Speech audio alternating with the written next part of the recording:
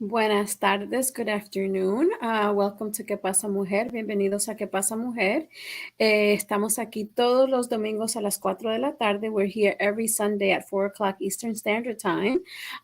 Hoy vamos a hablar de la familia y cómo ser mejores padres. Y tenemos una experta con nosotros hoy. Today we're going to be talking about parenting, co-parenting, parenting by yourself. And we have a special guest today, an expert in the field. But in the meantime, we're going to go ahead and bring Nicté and Maddie on. Vamos a tener a Nicté y Maddie que están con nosotros hoy. Hola, mujeres, ¿cómo están? Hola, mujeres. ¿Cómo están? Bien, ¿y tú? Bien sentada. That's good. That's good. Yeah. How's it going on the West Coast? What's going on? What happened over there this week with you, Nicté? Getting cold. I don't do well with a cold. So if you see me moving like this a lot, it's because I'm trying to stay warm.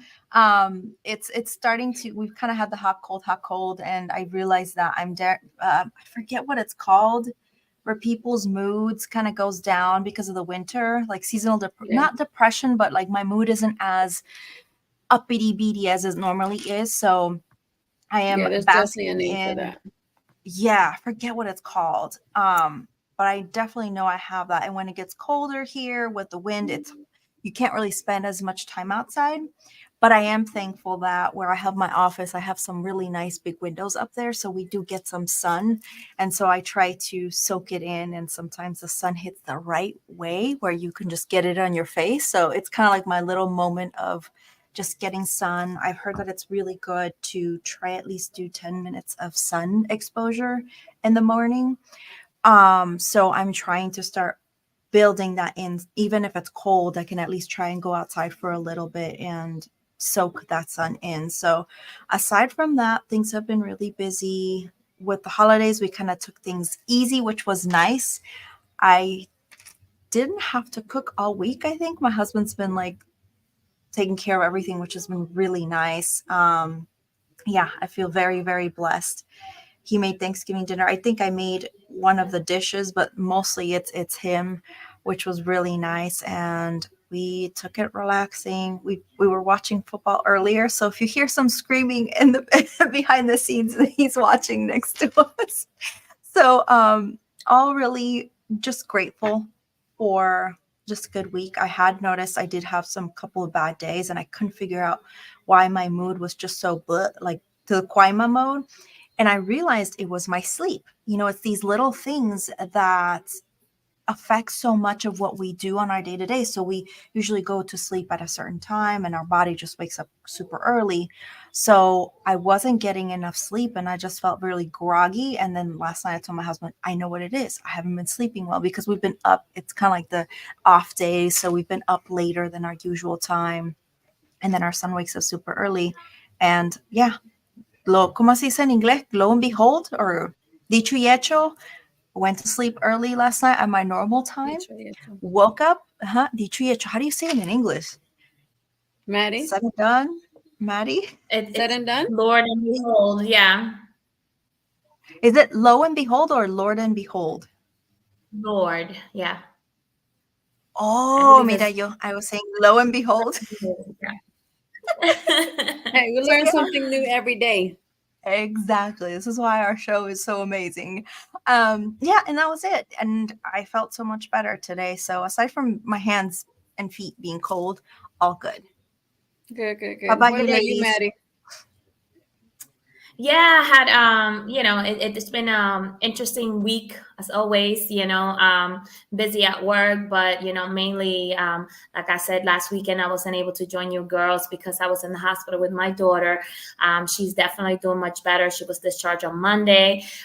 She had a severe kidney infection, and as you guys know, she's pregnant. So it was tough because at the beginning we didn't know what it was. She was just having pain, and immediately you think contractions and the baby's coming and it's not time, so it was scary, but we managed. And then of course she has to condition where she throws up on a regular basis and she gets constantly dehydrated. So we spent the whole time she was in the hospital getting fluids and stuff. But like I said, thankfully she's doing better.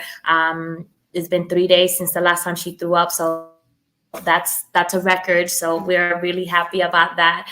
And of course, the baby is doing great. So, nothing wrong with the baby, just my daughter's falling apart.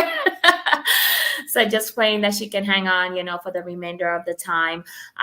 Family's doing well. The boys are doing good. This Thanksgiving, it's been a couple of months, a few months since I've had the 3 kids here in the house with me. So it was just wonderful to have them all here. And, I got to cook. I cleaned the house and prepare the house, last minute as always. On Monday, my husband's like, oh, by the way, we're doing it here in the house. I'm like, oh, we are.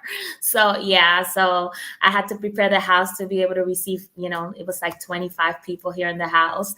And, but everything went well. And I spent the whole day cooking and making desserts. And it was funny because I usually have my regulars that I cook. And then this year I was like, okay, I'm going to try this one and I'm going to try that one. And I've been watching like TikTok videos and, Facebook, videos. So I ended up cooking, like I made like, I don't know, 4 or 5 desserts, and like 3 or 4 of them were TikTok made me do it kind of thing. So it was so much fun. So they were like, what? And, it's funny because I always tell my kids, we're Dominican, we eat Dominican food. And they're like, Mom, what happened to the word Dominican? We eat Dominican food. What are you doing? But it was a lot of fun. Have been battling a little bit with my sciatic nerve. I went to the doctor and they said that, sometimes the pain comes from your spine, sometimes it comes from your pelvic bone. So the doctor suggests that I wear like a belt around my, my hips, and supposedly it helps compress your pelvic bone and it helps you with the sciatic pain. So been struggling a little bit with that. So can walk with my heels. And if you know me, I wear my heels from 8 o'clock in the morning until 9 o'clock at night every day. And I've been struggling with that. So that's like hitting me in the heart, but I'm dealing with it. But overall, I'm just thankful that for the time, for the blessings, that I know that is not easy, but we're constantly pushing forward and we're making it. So every day we open our eyes and we make it. It's a success. So I'm thankful for that. That's awesome. How about you, Anna? For me, it was nice. It was different. My grandmother and I, we rented like a house by the beach, so we could all be under like one roof. And I didn't let them cook. The only thing that I let my mom do was like do a dessert. So I make sure that I took care of the cooking and the cleaning. So that was fun. We had a death in the family, but even within listening to that, it was a cousin of ours that had cancer in Colombia. Like it was a reminder that, God has his plans and that's just what we do, and things could have been worse, even though you hear cancer and you already think that's the worst. But it could have been worse, for whoever's taking care of him. So even though in sadness, we were still able to come together and the boys was there. And I don't know if you guys noticed my ring. So that also happened. So we're excited about that as well. And that was it. That was my week. Hold on, you can't just show the ring and not tell the story. Like, that's it. Like nothing happened. Hello. Oh my God, I have such a headache. Oh my God. Show the ring because you have us blinded by the ring. So now So it was like I was very shocked and surprised. So I don't really remember everything that he said. I just know that at the end I said thank you, and he was like, you were blinded by the ring too. Yes or no? I was like yes, but I initially said thank you. But yeah, the kids are excited and my mom is excited. So it was nice. It was definitely surprising. Thank you. Felicidades. Yes. So that's it. So it was fun. It was fun. It was unique. It was very family oriented, definitely this year. It was fun. It was nice and peaceful, which I love. So that was amazing. So today we brought our girl Vicky back. We're going to talk about parenting. You could go ahead and bring her on, Mark, because we all, Que Pasa Mujer already knows Vicky Williams. And she's going to talk a little bit to us about parenting, co-parenting. And I know we've talked about this topic before, but we did it without an expert with us. We were just talking about it in our personal experiences. I know when I was going through a challenge with Vicky, I called her and I said, "Hey, what do I do?"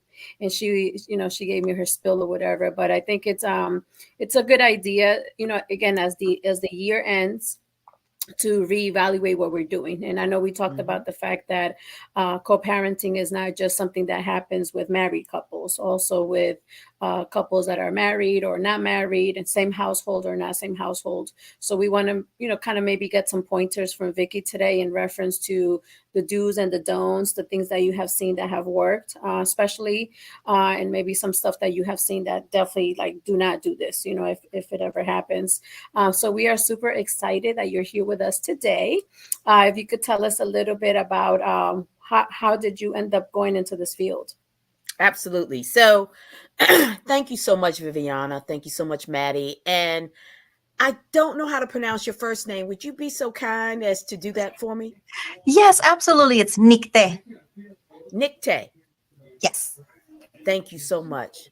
Thank you. Thank you. And excited to meet you. So I've been a mediator now 24 years, and I've seen a lot of different, difficult, challenging, unique custody, visitation, child support cases. So it was a natural attrition for me to be a part of assisting folks in how they could co-parent more effectively. And so the opportunity to train the trainer was allotted to me, and I just jumped on it. And I found that I have a knack for it because I have a passion for the resolution and the power of conflict, understanding that conflict is not bad, conflict is not good, conflict is necessary. Because conflict can bring about change, it can open doors. It's definitely something we need to discuss. So the opportunity to be here this evening, it is simply my pleasure.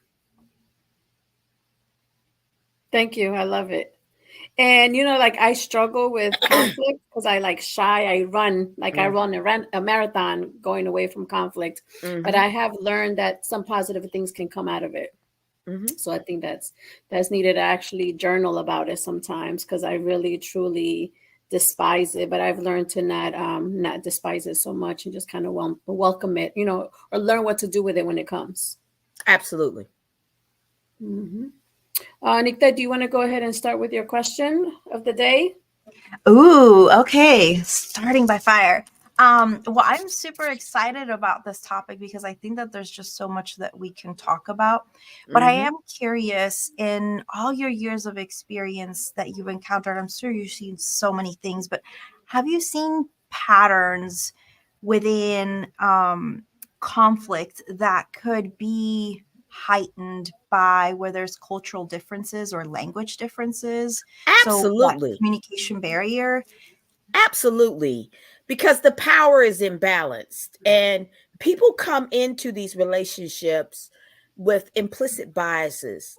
Because this is not your native language, then I'm going to assume that you don't understand, or you're not as smart as me, or I can hamper you. And that's where some elements of abuse can come into play, especially financial abuse, because we only, instantly when we think of abuse, we think of physical abuse, but there are other forms of it. And the financial abuse, the fact that this is my native language and this is my native country, so let me impede your ability to either get out or impede your ability so that you have to stay.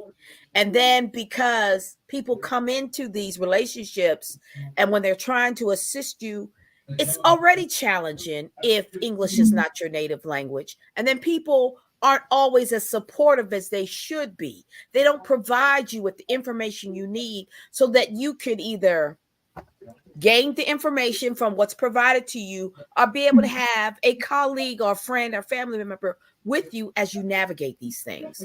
So yes, ma'am, indeed.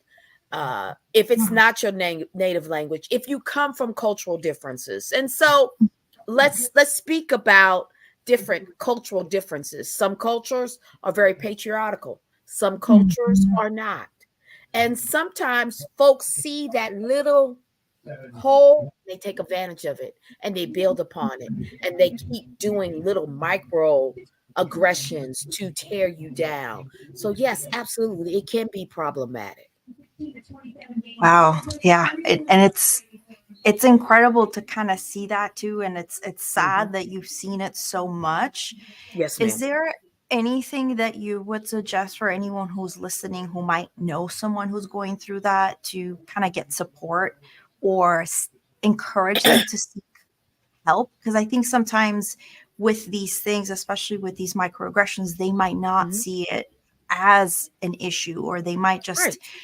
put it under the rug because some of our culture might say, hey, you're not supposed to stand up to, voice your own voice as a woman, for instance, Absolutely. versus the man situation. Absolutely. And, just for my culture and African American culture, it can be very maternal and can be very patriarchal, depending on the people and their experiences and their life experiences. But definitely, if someone is an elder and they tell you you can't, you tend to shy back and fall back. But what could be done is you have to develop trusted relationships with either family or friends who will give you or provide you with guidance, and also to support you as you make these hard decisions, and not come from a position of judgment or actually become problematic themselves, because folks who don't like how you move automatically assume that the reason you're moving is a wrong move and they want to tell you how to move. People have to understand that support is what's crucial and critical here. And I also encourage anyone who's going through a conflict or a contested custody visitation or even child support case, take a co-parenting class, because the co-parenting class is not about you being a good or bad parent. It's about giving you the tools so that you can engage safely and effectively with the other parent. So gather all the information you can, engage with who you trust, and take the information, but utilize your critical thinking skills and weigh the pros and cons so you can make a decision that you feel comfortable with, not what everybody feels that you need to do. Yeah, thank you so much, Vicki. You're welcome. Definitely really, really helpful and very empowering to listen to what is best for yourself and kind of filter the conversations. Yeah, because that stuff is like Charlie Brown. Yeah, yeah, yeah, yeah, yeah, yeah, yeah. Yada, yada, yada, yada, yada. And everybody got something to say. But right now, I need space to determine the information that you're giving me, how I can boil it down so it's helpful to me. And that's hard to do for women in any culture. Yeah, that's great information, Vicki. I wanted to know. I know sometimes, when as a parent, especially as a young parent, sometimes when you go through these custody battles and things like that, we are afraid to utilize our resources, like you said, especially when it comes to the legal system, because we are afraid. Especially, I think in most cases, it's natural, we give more power to the woman, because it's the mother. So as a father or as a parent, it's a little bit different to be empowered, to kind of be able to make a choice or a decision. So saying that to say, I just wanted to know, as a court mediator, do you see it often where you have parents that may have an agreement and sometimes that agreement needs to be revised? Yes. If they are life-changing events, even if they don't agree to the mediation? Can one parent come and say, this agreement that we have, that we signed off on right now at this moment, is not working for my life?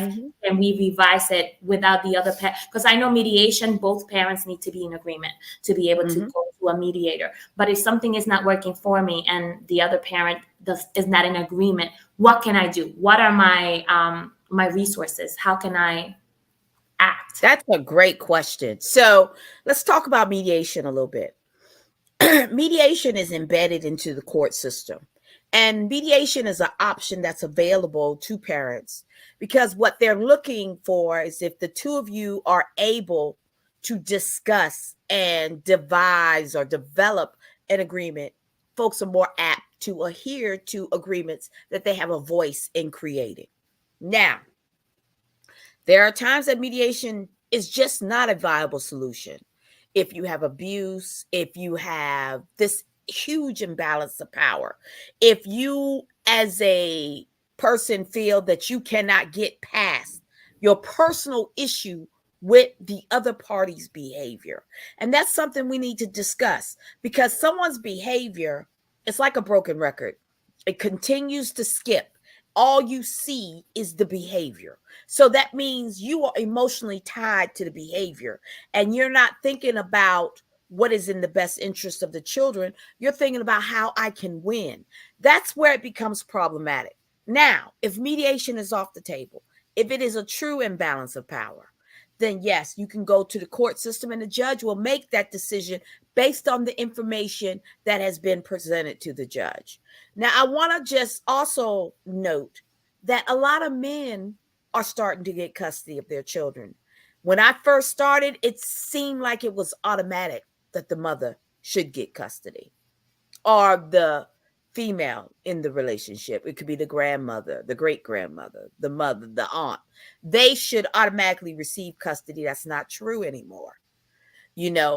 Other parties have voices, and that voice could be in mediation, heard in mediation and supported, or it could go to the court system and the judge will make that decision based on the information presented. So I say that all to say is that in order for folks to really do what's in the best interest of their children, they've got to put their emotional issues on the shelf. And it is not about you. It's about the children. What's in the best interest of the children. But what happens more often than not is folks go into either mediation, court, or whatever. I'm not, nah, he can't, no. Or my personal favorite, I want full custody, but he can see the children anytime he wants. I'm so sorry. That is a oxymoron, because it goes back to control. So I have full custody, which means I can make all the decisions with my children, about my children, for my children. But you can see your children anytime you want if I say so. That's full custody.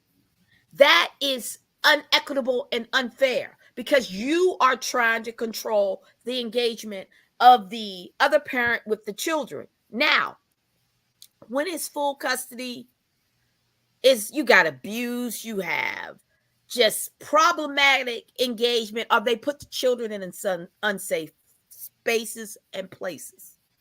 However, you saying, I want full custody because I'm the one who's been taking care of the child this whole time. I'm the one who needs to make those decisions. But hey, you can see them anytime you want, but you're going to have to call me. And when you call me, depending on how you come at me, that's whether or not I'm going to let you see your children. How is that helpful? That's helpful to you, for you to regain control that you lost in the middle of the relationship. I get that. That's adult situations, and it can be problematic.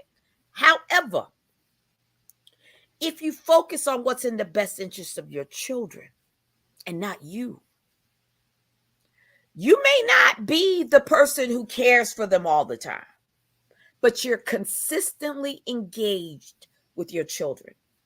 But then it falls back to this question. Well, Miss Vicky, he's a narcissist. She's a narcissist.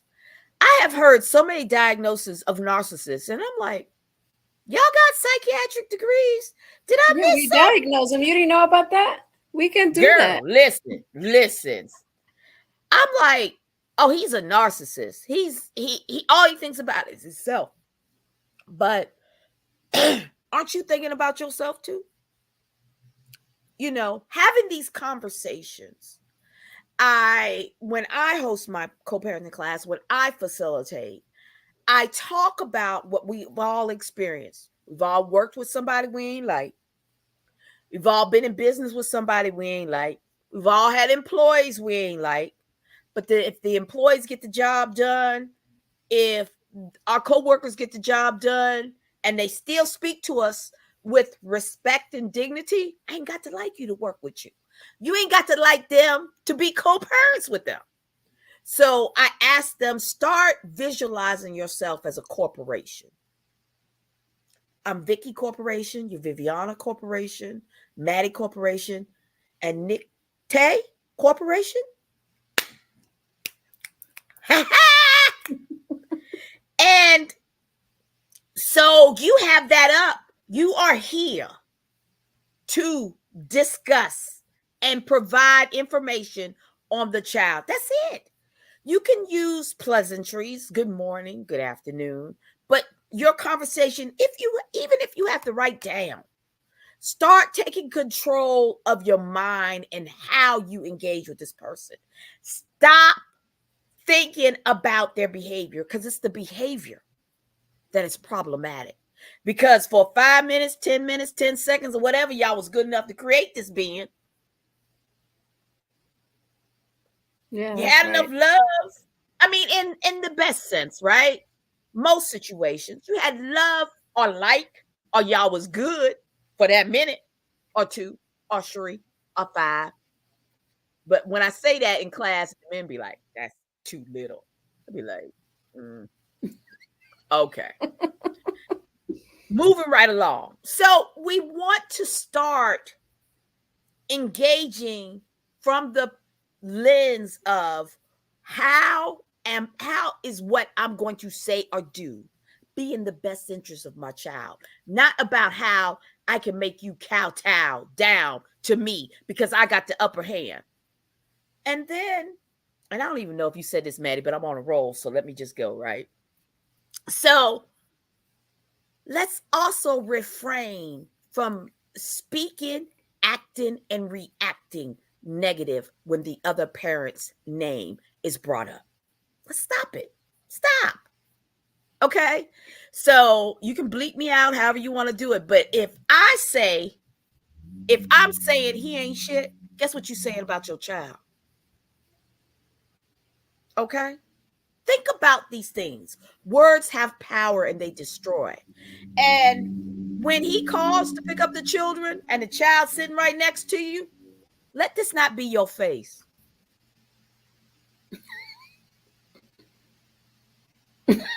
Well, Miss Vicky, I never say anything bad about my father of my children. Or Miss Vicky, I never say anything bad about the mother of my children. Well, you ain't got to say nothing because this says it all.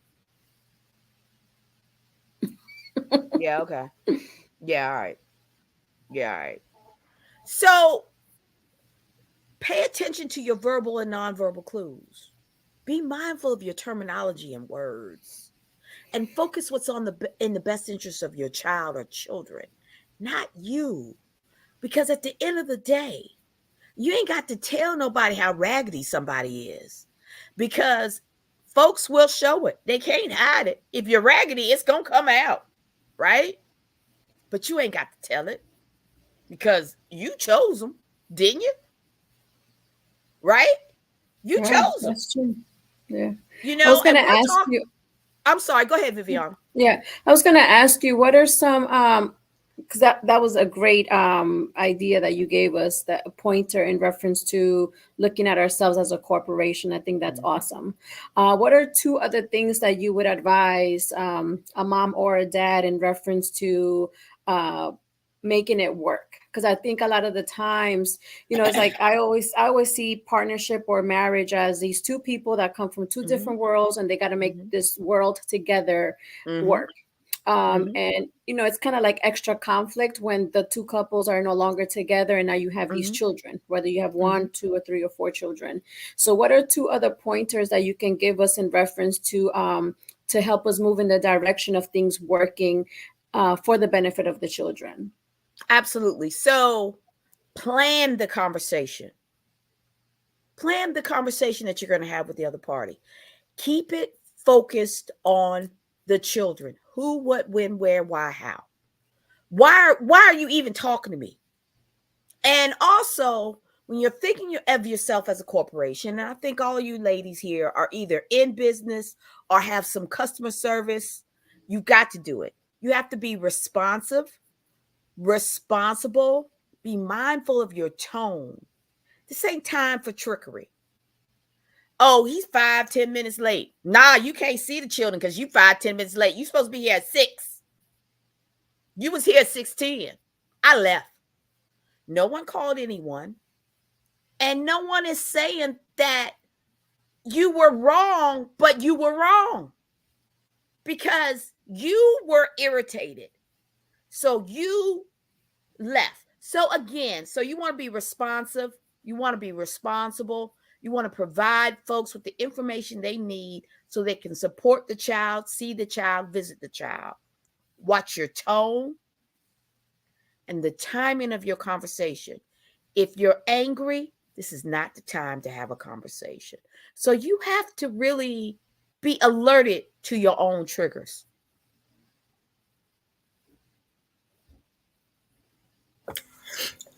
I love that point that you made. I think it's important. I always say, we are adults first, and I know not everybody is an adult, but I think when you have a child, it's or when children are involved, it's the perfect time to start thinking of yourself as an adult because you have a little person looking up to you.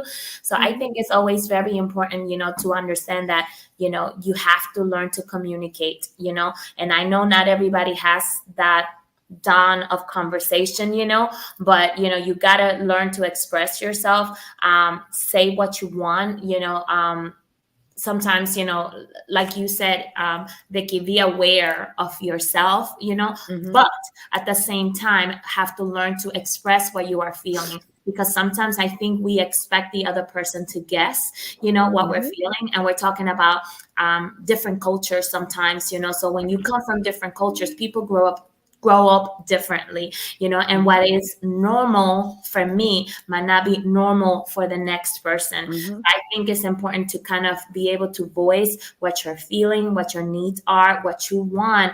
And also it's important to be able to listen, because sometimes, we're so focused on this is what I need, this is what I need, this is what I need, that sometimes we forget to kind of sit back and just listen to what the needs of the other person may be as well.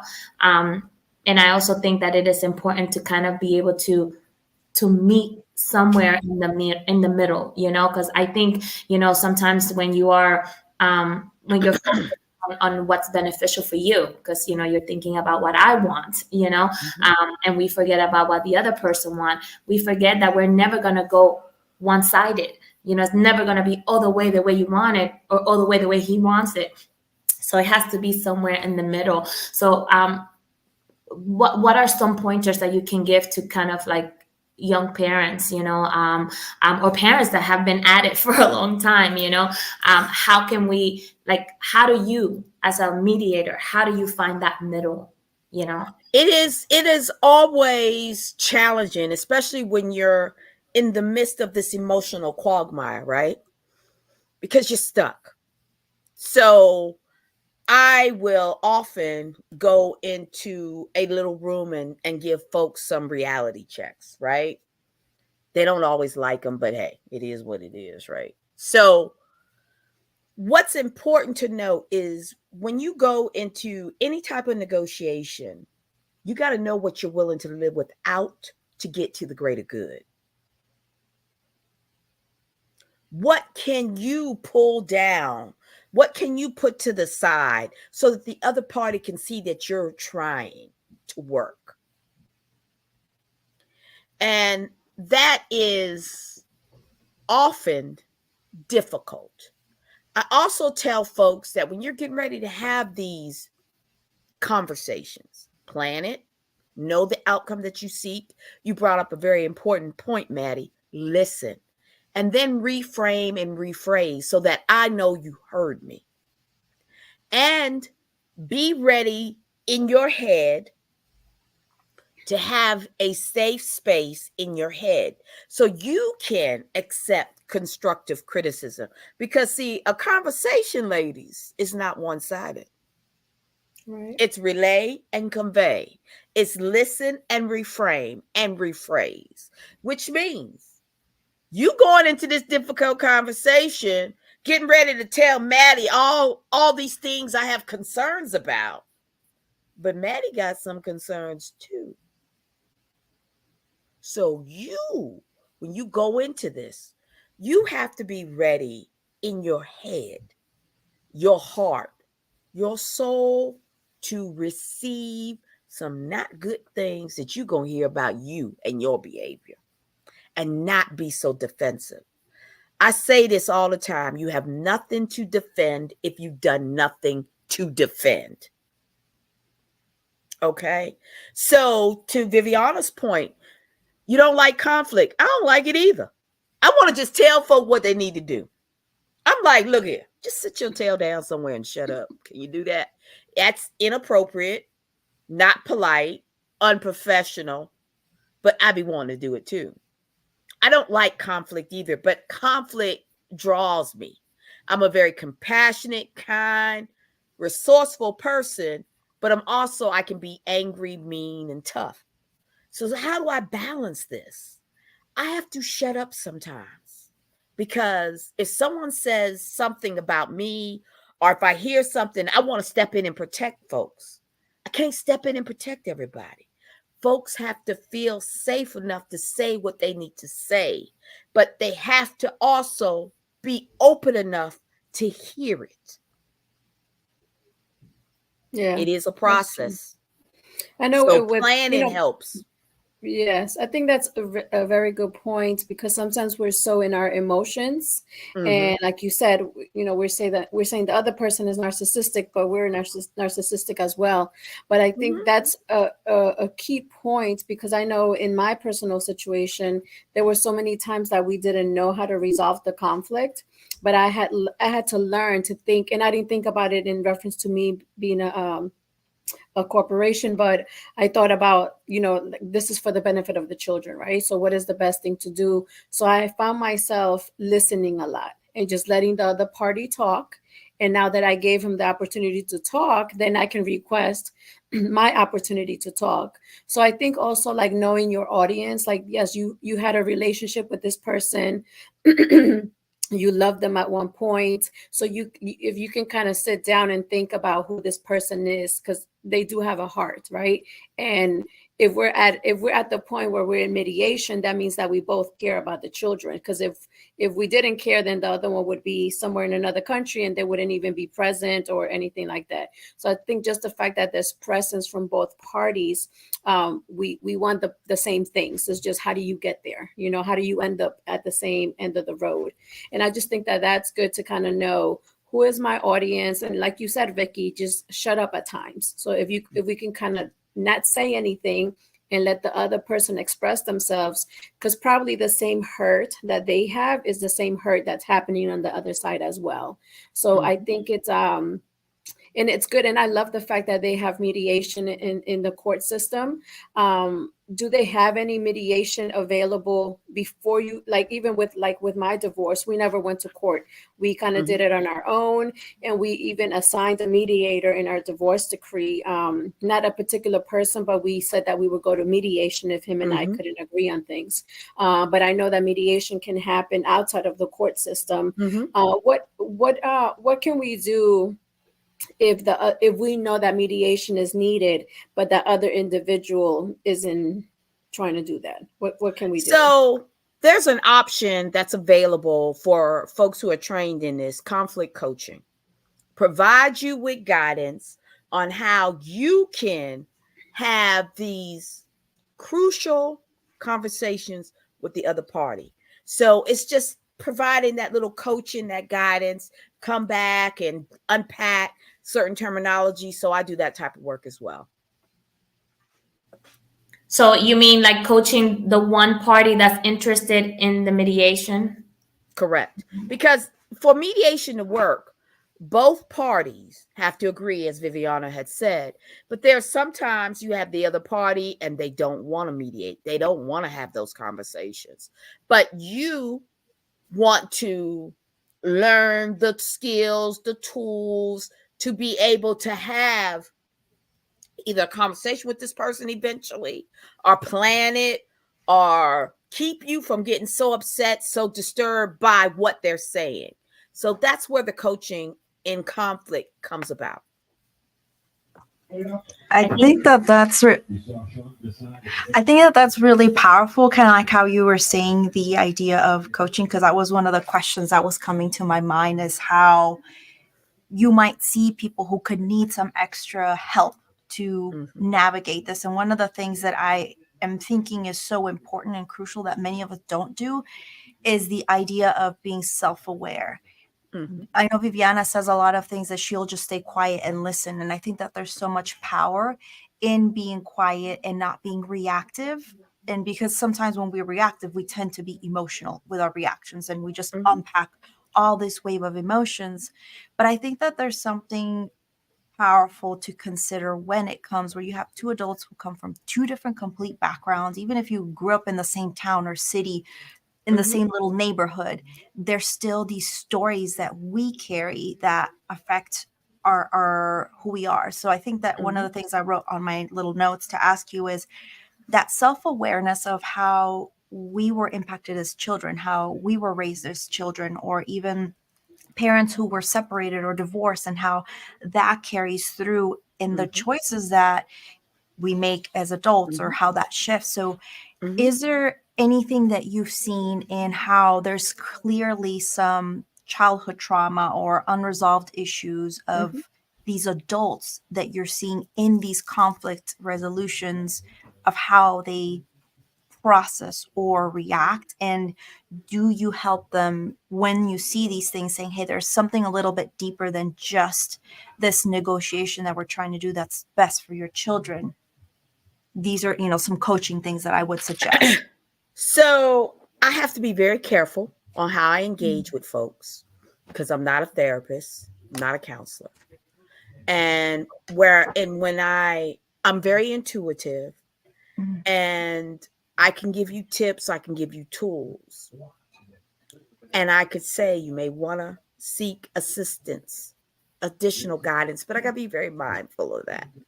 But most definitely, if someone reaches out to me and asks for coaching, I offer that, but I have to be finite with it. Because what I've seen happen with me, is they start to, every decision, they want to come to me. And in the beginning, when you're starting, trying to do these things, you're like, oh, I'm going to help you. I'm a helper, because I'm a helper. But what I had to learn is I can't help everybody. And folks will start to attach themselves to you and your guidance. And then they start to become problematic with that. And so I've had to cut some folks off, but I will offer coaching as an option. And if they exercise it, I do it over a finite period of time, because you should be able to gain enough tools from our conversations to be able to strengthen your toolbox to be able to do this on your own. So people in the midst of trauma, and when I've taken those classes and I go back and reflect on myself, I realize that my experience in life as a child, a young adult, was peppered with all kinds of trauma. And I've not had any assistance, but sooner or later I have to navigate it myself. But that's not to negate, reach out for counseling, reach out for a professional to give you the exact tools. So with that being said, I want to be very mindful. I set up boundaries because folks will try to remove your boundaries because they become addicted to your assistance and guidance. And Ooh, yeah. I don't want that. Nah. Wow. Yeah. The fact that you said addicted to your assistance and guidance, I think that that's something that I know, at least on the side of business, I've encountered. And since we're kind of talking about the idea of corporations, people who just gravitate towards you because you provide something that they can't yet do. And it's kind of like that. It weighs you down. And yeah, that's really, really powerful. That's my question for now. That's so interesting. What is there like a particular scenario or family that you had that you kind of think back now and you were like, oh my God, like that was like so crazy, or I don't know if you can reveal some of that information in reference Well, I to can do it in a just because one thing just about general. me, with all the things going on with my brain, I can barely remember my own name, right? So I don't tell all that stuff because I don't remember no way. Yeah. But what I have often found problematic when I facilitate custody and visitation cases is when the grandmother wants to come in. And I had a very interesting case one time where it was the grandmother was the one who filed the petition for visitation in custody. The son was there, and the mother, of course. So the mother refused to speak to the grandmother because she said, I didn't lay down with you. He lives with you, so I will negotiate a visitation and custody agreement with him. And since he lived there, you could see them when you're there because you're there. And she was like, and I was like, I mean, what do you say to that? She simply said, I didn't lay down with you. Why I got to discuss this with you when he lived with you? The logic, but it was about control. It was about the son wasn't moving as fast as she needed him to move. So it was about control. Then I had another situation where the dude was married. The young lady had a baby, was pregnant. And this is when I got ahead of myself. So she was like, well, I don't want your wife to be involved with this baby. And he was like, why, we live together, blah, blah, blah, blah. And I'm reframing and rephrasing because I'm anticipating why she don't want the wife to be involved. I'm like, well, you could understand, it's an extramatrimonial affair, blah, blah, blah, blah. And so you could understand why she would be apprehensive.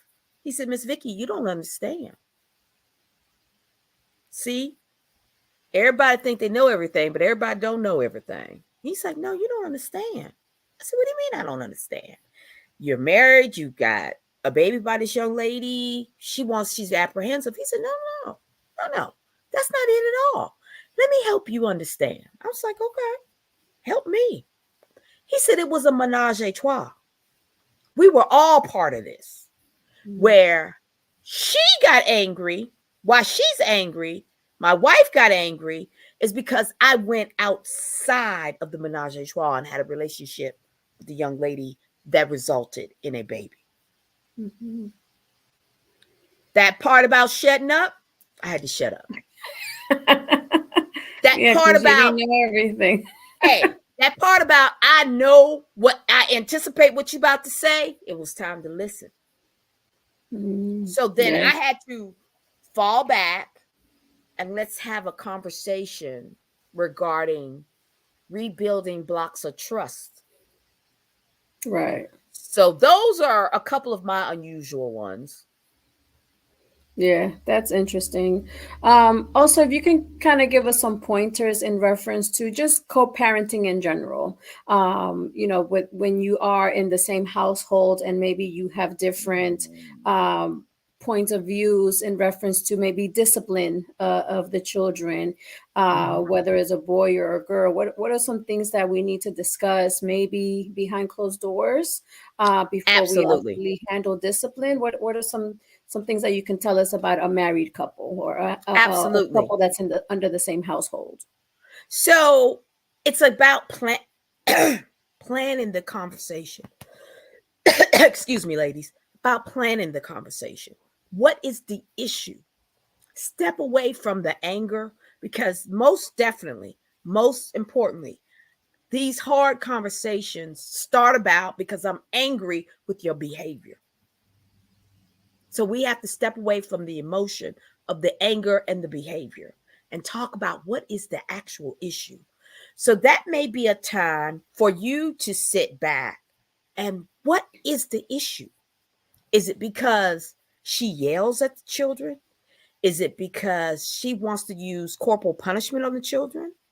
Is it because he cusses around the children? What is the issue? And then let's talk about, okay, I statements. I feel when you do this, this is how I feel. I see it this way. And then put it on the table. Let the other party respond. This is where it becomes hard for anybody.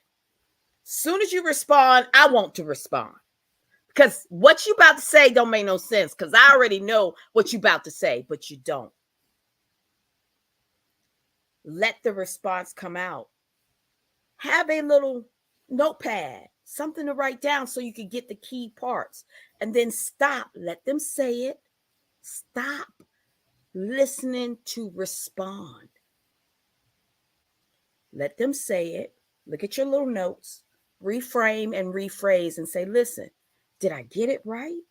Am I sure? So conflict is natural. Conflict will happen in every relationship, any relationship.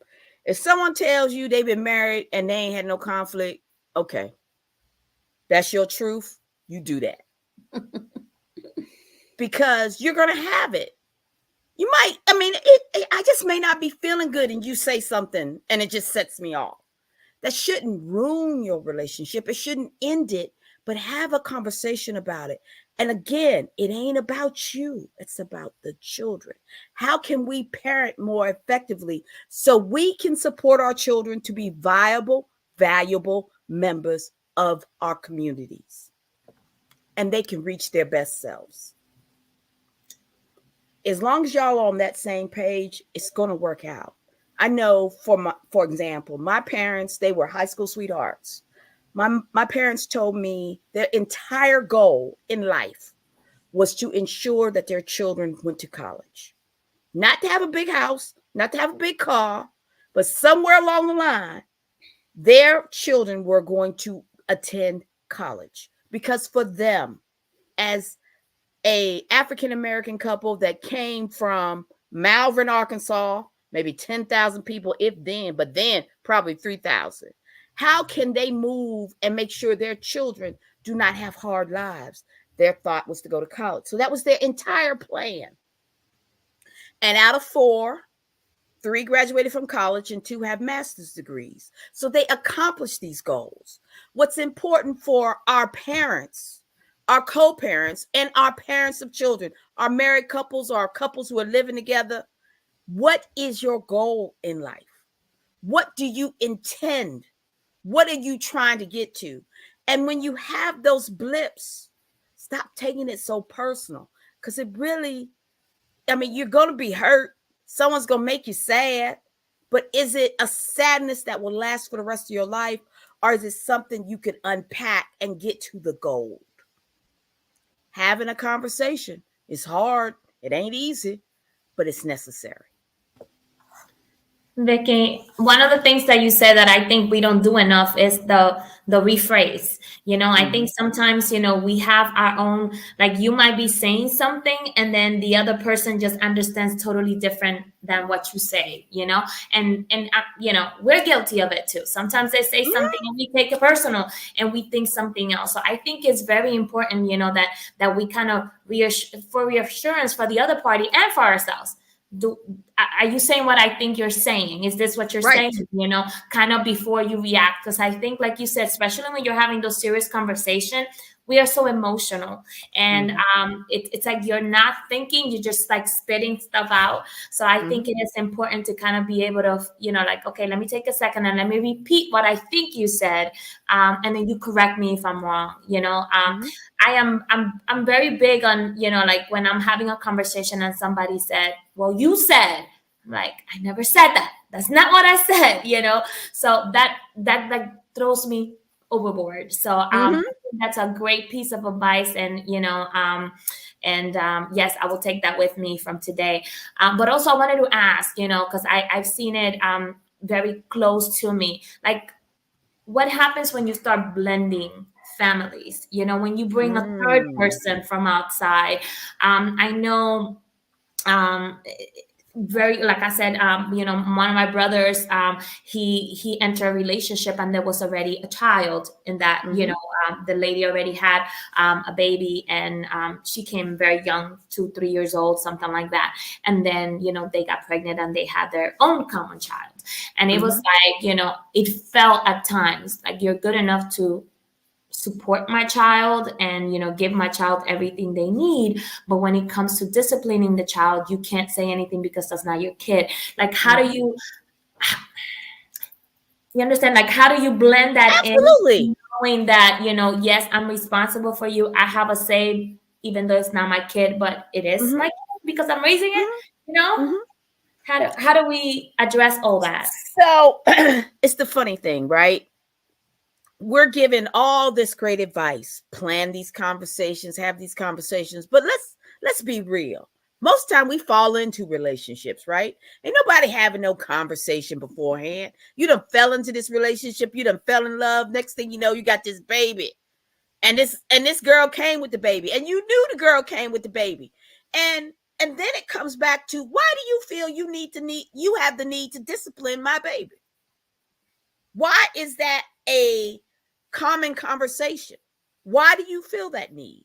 And that's the hard part, because see, we don't do pre stuff. Nobody does pre stuff. If y'all doing pre stuff out there, I commend you. But we just fall in love. We just meet people and we put our own expectations on these folks. And we feel that if I'm taking care of this child and the child's raggedy tail daddy ain't, and I'm feeding the child, I'm clothing the child, I'm picking the child up from school, why can't I have some disciplinary powers? Okay, because it ain't yours. And we ain't had a conversation about it. Or I may not like how you discipline your own children. I don't like you yelling. I might like to yell. You might not like it. And since it's my baby, I have control over what you like or want me to do. So at the end of the day, it all falls back to, once we find ourselves in this, and once the conflict raises its head, because see, in the beginning, we was in love, and he lacing us, so we good. But then he want to have a say, and we not good. Because see, we don't do preemptive work. We don't. But when it comes, now you see it, you saw the flag. What are you going to do about the flag? You're going to have a conversation. You need to examine within yourself why you trust this man enough to take care, feed. You're in a room, a house with this man and your child, but you don't trust him enough to have disciplinary powers over your baby. That's something you may want to do some self-examination on. That's true. That's a good point. And I could just imagine, because when you start blending those families, it's like another layer of extra stuff. It's not just the two people. Now you have another party. So it's a sancocho. It's a lot. Yeah. It's a lot. And then It's when a you big add the gumbo. cultural nuances, right? And the experiences, these nuances, and let's add a sprinkle of trauma here and there because of those past experiences. Then we add the layer of trust issues or concerns, and how our life experiences have framed and shaped how we discipline or how we engage with others. There's a lot to unpack. You have to decide whether or not this person's entry into your life and your children's lives is of value for you to do the work to unpack the concerns. Huge challenge because Sure. nothing about this other party, but their influences in your house. So yeah, huge challenges that can definitely be Indeed. overcome. Yes. Vicky, I want to thank you for your time as always, your expertise. It was amazing. I definitely learned some stuff, even though I've been co-parenting for a while. My oldest is 19 and my youngest is 13. So we've been co-parenting. And sometimes, yes, ma'am. that's what I want to do, but I can't. So I just, meditate and I just think about love and gratitude, when I feel that way. And I have learned when to make those phone calls and when to not make those phone calls, and to when just sometimes reply okay to a text message, so you just kind of learn as you go. But again, thank you so much for your time. Our time is up and we're ready for Maddie's poem. I love Maddie's poems. Yes, we love it. Thank you again, Vicky, for all your fabulous insight. We definitely learn a lot. So I think, children don't come with instructions. And, sometimes, like you said, we fall in love and we don't, sometimes we're not really sure who we're making babies with. And then the babies are here and it's like, oh, but thank you for that. I think, becoming a mother was one of those things that completely changed my life. I've always said that my first child, which is my daughter, she saved my life, and I probably wouldn't be here today if she was not in my life. So this poem, it's from my book, A Vision of She. Shameless plug. And it's a short one, and it's called Love at First Sight. So, I never believed in love at first sight. It is one of those myths that people over recite, like, I can remember my life before you. You take my breath away with every look, like I want to be better because of you. I once thought that I could spot a fake, and all explanations were plastic behind that phrase until I encountered your face. My entire life flashed before my eyes, analyzing how I could explain all of that so that you could be proud of who I am. There are no combinations of the alphabet that can describe the feeling I carry inside, the fears I constantly wish I could subside, the evil I am willing to fight so that it never finds its way into your life. My life isn't any longer about me guarding the doors of your world, my job to watch you become the best that you could be. It is as if this shield that I've spent my existence covering in is crumbling. My weakest point fully exposed, becoming visible to the world. Now everyone knows where I hurt. You, my kryptonite, the quickest way to get me to die. Obvious. The day you found your way into my arms, you wrapped your fingers around my heart to claim me. I am forever yours and you are mine. Love at first sight, you give meaning to who I am. All overrated phrases are not eloquent enough to All overrated love phrases are not eloquent enough to paint a portrait of this love that defines me. You remind me every time you call me mom.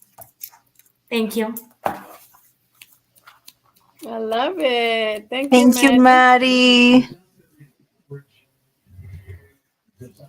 Thank you, Maddie. That was beautiful. Yes. We always love the emotional ones. We love to see Maddie cry. You feel it in your voice and your energy. Yes, and I like love we're it. just I love it. You So I'm project gonna have so to well. tell next time that Maddie's performing, we're gonna have to tell Vicky about it so we can go see you. Actually, we're having a big competition. December 15th. It's a Friday. The venue on 35th Street in Norfolk is competition we're sending a representative to represent the area in Women of the World Poetry Slam that's going to be in Baltimore this next year. So we're going to send a representative, and this all women poets competition. It's going to be amazing. So tell Vicky about your rating last year. Oh, I ranked, it was not last year, the year before, I ranked 18th in the world. Out of 62 women, I was 18, so I'll take it. So I'm coming next year, and I'm hoping to do better than 18, so. I love it. I love it. Yes. Congratulations to you. Yes. Vivian, can I do a shameless plug? Of course. All right, everyone. If you are interested in a court-approved co-parenting class or mediation services, you can reach out to me, 757-816-4478, or at info @opndoor.com. Open door. If you are a Spanish-speaking person, a person who speaks Spanish, and you wish to take my class, and I do have materials that have been translated in Spanish. However, if you have a translator that you feel comfortable with, that person is invited to be a part of the class for free. I do not charge your translator because I want to support you as a resource. So, and if that person who is translating for you, supporting you, also needs a co-parenting certificate, they will get that certificate for free as well. Thank you, Vicky. Yes. Opendoor.com, right? Yes, ma'am. OPNDOOR.com, which means open door without the E, because I got to be different. Thank you so much, Vicky. Yes, and when we run the show, we'll put that information on the information at the bottom as well, so we can always get in contact with Vicky. And I hope you ladies have an amazing, wonderful, great week, productive, and do as you please, because you have the freedom to do so. Absolutely. Gracias. See you guys next Sunday at 4:00 Eastern Standard Time. Thank you, Mark. Thank y'all so much for having me. Thank you, Vicky. You're welcome. Being a parent is great, but not always easy. It can be harder when you don't live together, but you can still be a great parent. One of the most important things is for parents to work together. It's normal to disagree, but the way you handle it has a big effect on your child. Try to stick to a routine and make plans built around your child. Include things like birthdays and holidays. Everyone needs to agree and stick to the plan as best they can. Kids do better when parents work together, and they'll remember it for a lifetime. For more help, visit getparentingtips.com.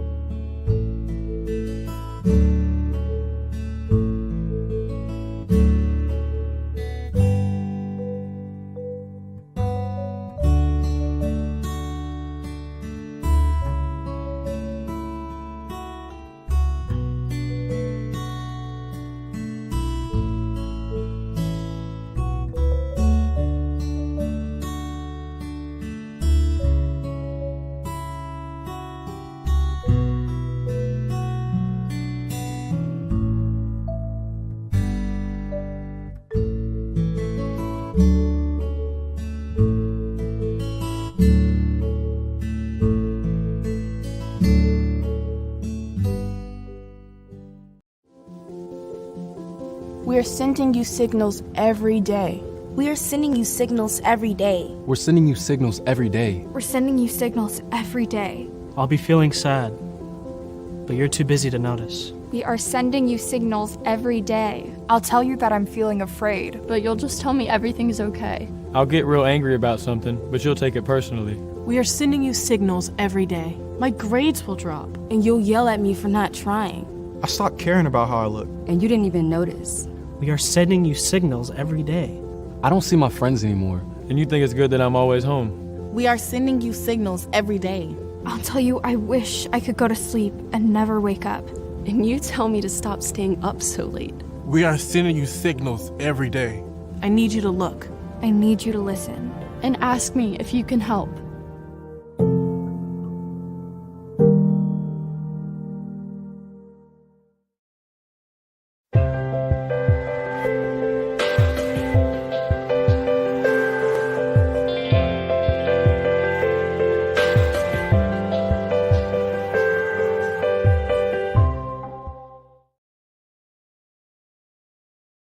Pamela, I noticed that you built your retaining wall on my property. You will have to give me my land back or compensate me for that. My contractor isn't dumb. I trust that he will not build anything on your property. Where is your proof? Let's go to court. This situation does not require you to go to court. Looks like we have to go through mediation here. Mediation is a way people resolve conflicts like this. Someone, a third party, comes to speak to both parties. This person is called the mediator.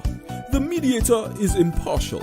He or she makes sure that communication between both parties is effective and efficient. So, the mediator is a judge? No, the mediator is not a judge. Mediators, unlike judges, do not decide cases or impose settlements. Let me get a mediator to handle this retaining wall and that kitchen.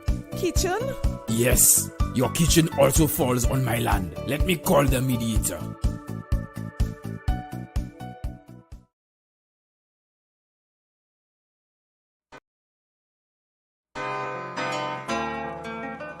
Are just so impressed with them. Like I said, we've been with them for years. I will recommend and refer anyone to them. We stand by A+ academics. They're the best.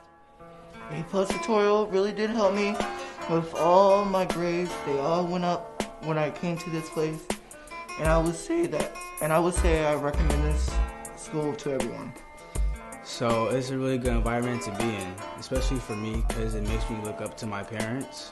If you have students that need academic help, A+ Academics is the place to be. A+ Academics, what a great place to go for academics. It's just a really great place to learn.